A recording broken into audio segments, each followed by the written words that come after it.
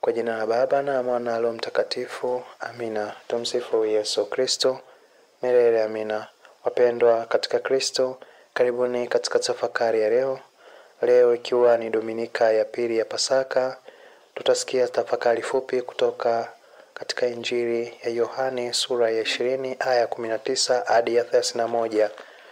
Basi kabla ya kuanza tafakari hii, nipende kualika tuendelee kusubscribe, kushare katika channel yetu pendwa ya Tafakari Tena TV, ili tusipitwe na tafakari zinazotolewa kila siku za kutujenga katika maisha yetu.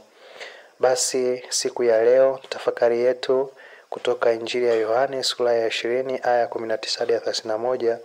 Kwanza kabisa tunaona Bwana wetu Yesu Kristo anawatokea wanafunzi wake baada ya kufufuka na kuambia amani iwe kwenu. Ingali kwamba wanafunzi walikuwa bado wanaogopa Wayahudi, wakiwa na hofu ya Wayahudi kwa kuwa Wayahudi hawaamini katika ufufuko. Wenyewe wanasema kwamba Bwana wetu Yesu Kristo aliibiwa. Pindi walinzi walipokuwa wamelala, wanafunzi wake walikuja wakamchukua. Kwa hiyo habari hizi zimeenea tangu miaka ile hadi sasa. Habari hizo zimeenea kwa Wayahudi wote, hawaamini katika ufufuko. Wanaamini kuwa Bwana wetu Yesu Kristo aliibiwa na wanafunzi wake pindi walinzi walipokuwa wamelala. Ila kwa waamini wa Katoliki wanaamini katika ufufuko. Na tunaona hapa katika somo hili la Injili, Bwana wetu Yesu Kristo anapowatokea wanafunzi wake na kuambia amani iwe kwenu, na wenyewe wakafurahi walipomuona Bwana. Na vile vile Bwana wetu Yesu Kristo akawaambia, pokeeni Roho Mtakatifu, wote mtakaoondolea dhambi watakuwa wameondolewa, na wote mtakaofungia dhambi watakuwa wamefungiwa.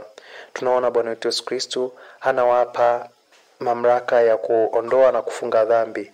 Hii nguvu tunaona inazidi kusambaa, hasa kwa makuhani wanapewa hiyo nguvu ya kuondoa dhambi na kufungia dhambi. Kwa hiyo hii yote ilitoka kwa Bwana wetu Yesu Kristo baada ya ufufuko wake. Vile vile Bwana wetu Yesu Kristo anawaambia amani iwe kwenu.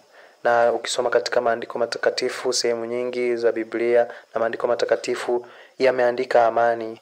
Amani itawale. Bwana wetu Yesu Kristo ametuachia amani. Anatutaka sisi tukae watu wa amani, tukaishi na amani ya milele. Ndio maana anawatokea wanafunzi wake na kuambia amani iwe kwenu. Basi na sisi wa Kristo wa Katoliki na wasio wa Katoliki tunaalikwa tukawe